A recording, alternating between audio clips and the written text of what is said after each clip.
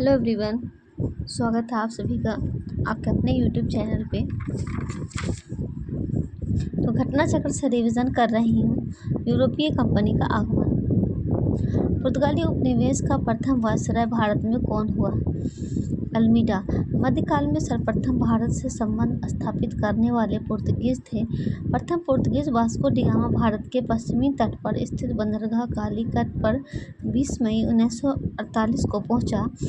उसने यहां पहुंचकर भारत के नए समुद्री मार्ग की खोज की। कालीकट के तत्कालीन शासक जमोरिन ने वास्को डी गामा का स्वागत किया। पुर्तगाली व्यापारियों ने भारत में कालीकट, गोवा, दमन, दीव एवं हुगली के बंदरगाहों में अपनी व्यापारिक कोठियां स्थापित की। 1505 ईस्वी में फ्रांसिस्को द अल्मीडा भारत में प्रथम पुर्तगाली वायसराय एवं गवर्नर बनकर आया। व्यापारिक हितों के परिप्रेक्ष्य में हिंद महासागर में प्रभुत्व स्थापित करने के लिए अल्मीडा ने ब्लू वाटर पॉलिसी अर्थात नीला जल की नीति का प्रतिपादन किया। बंगाल की खाड़ी में समुद्री डकैती हेतु हुगली का उपयोग कौन करता था? पुर्तगालियों द्वारा हुगली को बंगाल की खाड़ी में समुद्री लूटपाट के लिए अड्डे के रूप में इस्तेमाल किया जाता था। भारत में 1613 ईस्वी में अंग्रेजों ने अपनी पहली फैक्ट्री कहाँ स्थापित की? सूरत। कैप्टन विलियम्स हॉकिंस सूरत से मुगल दरबार अप्रैल 1609 ईस्वी में पहुंचा, किंतु सूरत में फैक्ट्री की स्थापना की अनुमति पाने में सफल नहीं हो सका। 1611 ईस्वी में पुर्तगालियों के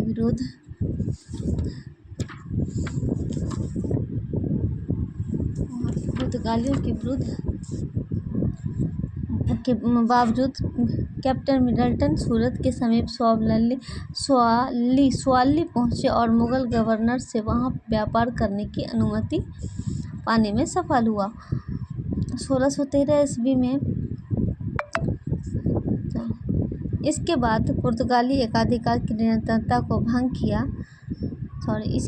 इसके बाद जहांगीर के शाही फरमान से अंग्रेजों ने सूरत में 1613 ईस्वी में अस्थायी रूप से एक फैक्ट्री स्थापित की।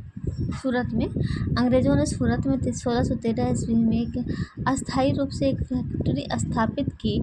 यहाँ से अंग्रेजों ने अपने व्यापार को देश के दूसरे भागों में फैलाया तथा शीघ्र ही अहमदाबाद, बुरहानपुर, अजमेर तथा आगरा में सहयोगी फैक्ट्रियां स्थापित की।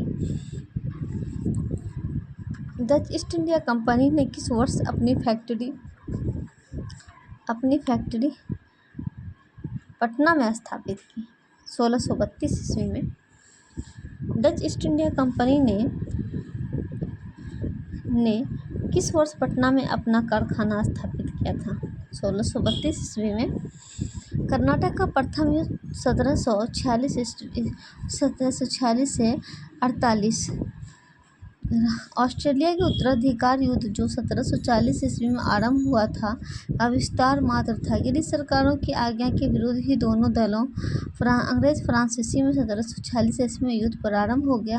अंग्रेज कैप्टन बर्नेट के नेतृत्व में अंग्रेजी सेना द्वारा कुछ फ्रांसीसी जहाज़ों पर अधिकार कर लेना युद्ध का तत्कालीन कारण था। प्रथम कर्नाटक युद्ध के समय ही कर्नाटक के नवाब अनवरुद्दीन ने महफूज खां के नेतृत्व में 10,000 भारतीय सेना को फ्रांसीसियों पर आक्रमण करने के लिए भेजा।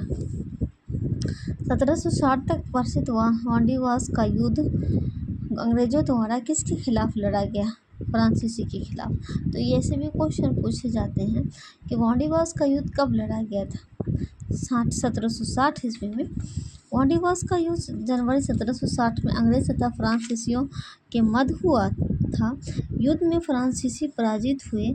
अंग्रेजी सेना का नेतृत्व सर आयरकूट ने, जबकि फ्रांसीसी सेना का नेतृत्व काउंट डी लाली ने किया था। अंग्रेजी शासनकाल में भारत का कौन सा क्षेत्र अफीम उत्पादन हेतु प्रसिद्ध था? बिहार में अफीम का उत्पादन ज़्यादा होता था। ईस्ट इंडिया कंपनी और बंगाल के नवाब, इनमें किसे भारत में ब्रिटिश साम्राज्य का संस्थापक माना जाता है? इसे माना जाता है ब्रिटिश साम्राज्य का संस्थापक। क्लाइव को, लॉर्ड क्लाइव को। बक्सर की लड़ाई के बाद की संधि पर हस्ताक्षर किए गए। इलाहाबाद की संधि पर हस्ताक्षर किए गए। बक्सर की लड़ाई अक्टूबर 1764 मीर कासिम, अवध के नवाब शुजाउद्दौला व मुगल सम्राट शाह आलम द्वितीय की संयुक्त सेना तथा अंग्रेजों के मध्य हुई। युद्ध में अंग्रेज विजय रहे।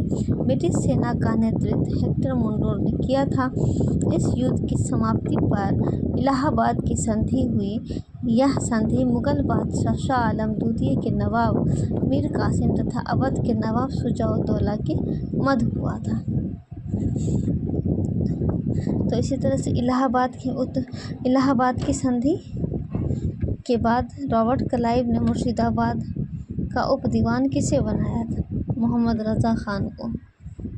द्वैत शासन का जनक किसे माना जाता है? सर लियोनिस कर्टिस को द्वैत शासन का जनक माना जाता है। इसमें दीवानी और वजारत कानून व्यवस्था का जिम्मेदारी अलग कर दी गई। बंगाल में द्वैत शासन प्रणाली किसके द्वारा लागू की गई थी? क्लाइव के द्वारा लागू की गई थी। द्वैत शासन की शुरुआत बंगाल में क्लाइव के समय 1765 ईस्वी में हुई थी। वॉरेन हेस्टिंग्स के कार्यकाल में 1772 ईस्वी में कोर्ट ऑफ डायरेक्टर्स ने दोहरी शासन प्रणाली को समाप्त करने का निर्णय लिया तथा कलकत्ता परिषद एवं उसके प्रधान को आज्ञा दी कि वे स्वयं दीवान बनें और बंगाल, बिहार तथा उड़ीसा के प्रबंध को अपने हाथ में ले लें। वॉरेन हेस्टिंग्स ने दोनों उप दीवानों मोहम्मद रज़ा खां और रज़ा शिताब राय को पदच्युत किया। तो इसी तरह से हम लोग घटना चक्र का रिवीजन करेंगे, रोज़ 1 या 2 टॉपिक का। और आप लोग मेरे चैनल पर नए हैं तो सब्सक्राइब करें, लाइक करें और मुझे सपोर्ट करें और आप भी अपना बेस्ट देते रहें। Thank you, bye.